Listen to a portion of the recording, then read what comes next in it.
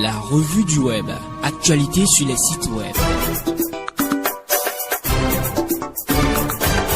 Amis de la revue du web, bonjour. Bénin sans salaire, les aspirants au métier d'enseignant travaillent dur, informe le site web d'information et d'investigation Bénin Times. Les aspirants au métier d'enseignant dans le sous-secteur de l'enseignement secondaire vivent des épreuves douloureuses, à en croire le site web. Depuis leur prise de service, ils n'ont encore reçu aucune rémunération. Notamment en cette période de difficultés liées au prix de carburant, les aspirants parlent fréquemment d'une manière précipitée et confuse devant les apprenants qui ne comprennent pas grand-chose. Moralement, ils sont abattus au point où le rendement est médiocre. Selon l'auteur de l'article, les autorités à divers niveaux, si elles veulent obtenir des résultats éloquents à la fin de l'année, doivent prendre des mesures appropriées afin de soulager les encadreurs des enfants. De l'éducation, parlons des conséquences de la fermeture des frontières bénino-nigérianes avec le site web d'information et d'investigation Banuto qui nous apprend qu'après les derniers événements enregistrés dans les régions frontalières bénino-nigérianes, le ministre des Affaires étrangères et de la coopération Aurélien Agbenochi a convoqué à son cabinet Emmanuel Kayode Oguntouaché, l'ambassadeur du Nigeria près le Bénin. Selon le site web, le gouvernement du président Patrice Talon est mécontent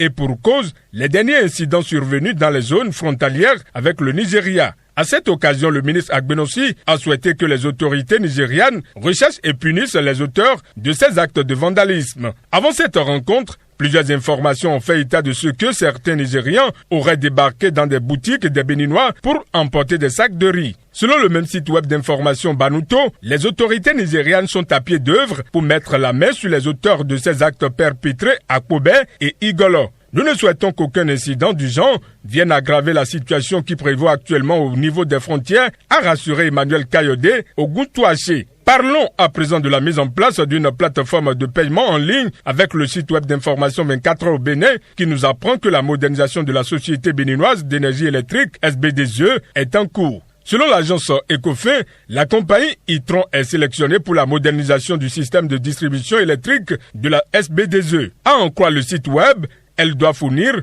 40 000 compteurs intelligents et une plateforme de gestion du prépaiement de l'énergie. Une fois mis en place, ces nouveaux équipements permettront de faciliter l'achat via Internet. Les consommateurs béninois pourront payer leurs factures sur Internet et depuis leur téléphone par le biais d'applications. Selon 24 heures Bénin, les équipements serviront également de base au déploiement des applications d'automatisation de la distribution électrique ainsi qu'au renforcement de la résilience du réseau électrique national. Quittons le site web d'information 24 heures au Bénin pour le site web d'information Bénin Web TV qui nous apprend qu'après Simon Assis Tometi, qui a ouvertement annoncé sa candidature aux élections présidentielles de 2021, c'est le tour de l'ancien ambassadeur, délégué permanent du Bénin auprès de l'Organisation internationale de la francophonie qui dévoile ses ambitions. L'ancien ambassadeur ambitionne succéder au président Talon, dont il est sûr de l'absence sur la ligne de départ. Le président Patrice Talon, dans son discours d'investiture, le 6 avril 2016 à Porto Novo, a solennellement dit qu'il fera un mandat unique de 5 ans devant les membres de nos ancêtres, a-t-il déclaré,